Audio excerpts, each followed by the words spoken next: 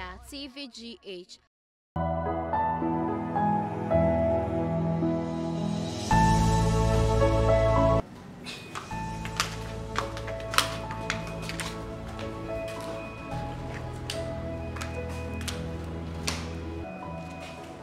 Baby. Yes, Chelsea. If I chop bro. I said, Now, that's how you know Johnny Wayne. only favorite days for yeah, for my own for so many days. And to make my easier no. Oh, you should No man say. Eh, mommy. What about you? One family, mama. Oh, just say my son was it's very easy. Now, who bear you as well? What is that? Ah, hey, and no funny. Who put on a better so I talk about to the people sound? Huh? Can't say somebody to tell me. No, Jay, What about you? Where down the gas so? Who put on the cylinder? Man, I'm going to go to hey, jump at you. who put on the cylinder? That's why I can't do the floor. Man, I'm going to Baby, the cat. if you are the real money. Ah, I mean, who's a cylinder? A giant. You don't know the city, a giant. what I would be kind of buy. What can't tell me fast when you miss one? Make some fast on with them. And then I would have some fast on. What's it? Look, if you see anybody, you're not going to achieve no way. But what's it coming? You just see no way. Hey, mammy. For what time on the one woman is to me? Hey, I jam my mouth will be so wide. You're a woman, we to away that. You know your thing. You know what that is, and no, they're coming from man. Not she have a singlet. I don't see one of me account. I That fool, a true a thief. well, you're not very low, I'm going to please I want everything. I met you, make Betty please. Not to please I want it. Where will I can make gas with? And I win a new that Hey, go gentle. Your money fresh. Gentle one. You are about to tell. Now, let me fear the member fear that this side. Look at yourself at your holiday. Huh? I don't got to me. Who says so that? I don't got to. Money fresh. My so bad, my head, you come here and say, what I said. If you are a patron, you buy, you child. You said, I was here, and I'm child said, if you are a patron, child. You may come. Now, what about the chin of time? Miss Simon, can go. Master, who put by me tibet? What it? What about you feel that I don't know about Nancy? But I don't got to me. Huh?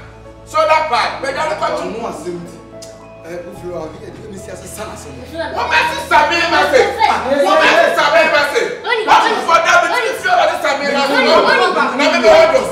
Men no one.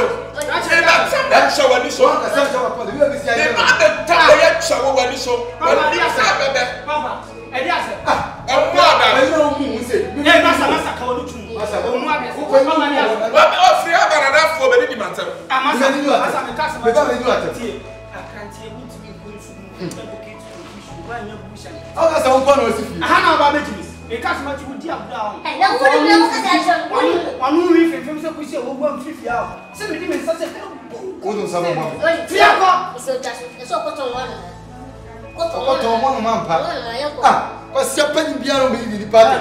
Now I talk out to me. I can't talk on the head and never press your money. Me papa will break. We are say Barbara. Me so me se Barbara for Barbara. Me this se Barbara for Barbara. And the sound so we can do. Who so we can do? But I don't want to about yes. What you are going to do?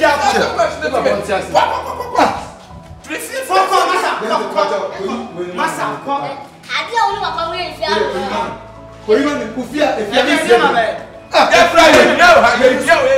Minnesota. when I'm with that common, when I'm with that casa. What is that? So no me.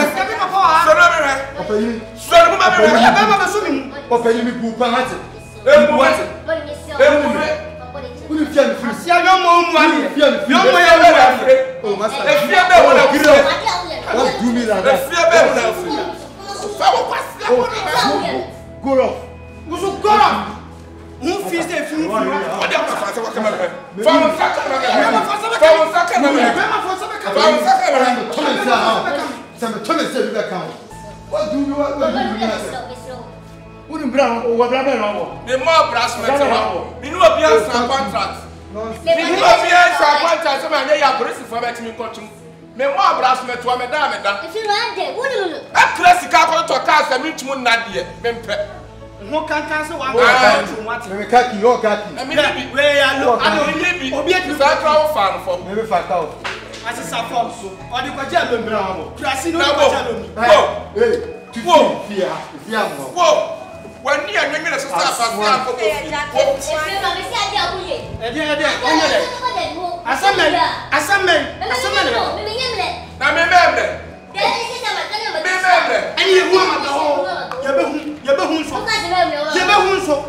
so when I see fear, and that's what see now need and see fear.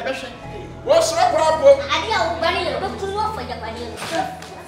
One fact when you are when you are you are not sure what's that toy? You are one today. What's your man?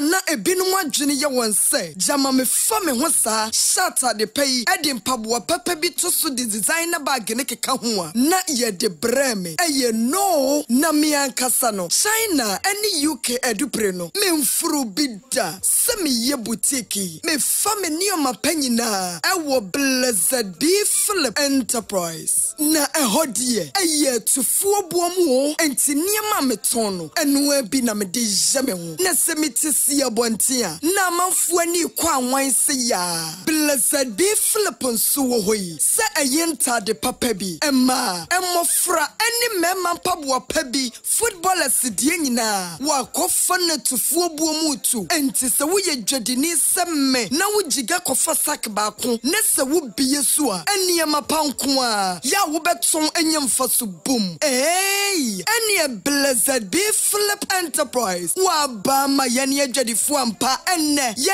haye ho se ye ko China Dubai anase UK akofanta de ene mpaboa ne bag sabeston fi se Blessed Be Philip Enterprise akofenetufo buomu etu amaye ubehu Blessed Be Philip Enterprise kuma se ha ewo kochi oni Jordan Junction no edianum hwe wa bie nkrabata ba konso ewo keo na enkranfo ye ko kantamanto shipyard eho enwo niema no desopo wodi ebegu na waye adwuma na tintino wa bie wataban mu edu Tanzania mpo bibia ni afre won kumasefo ye fresh 0248043367 and cry for ye fresh 0246630704 Blessed Be Philip Enterprise wabama adwadifo ehwa hare.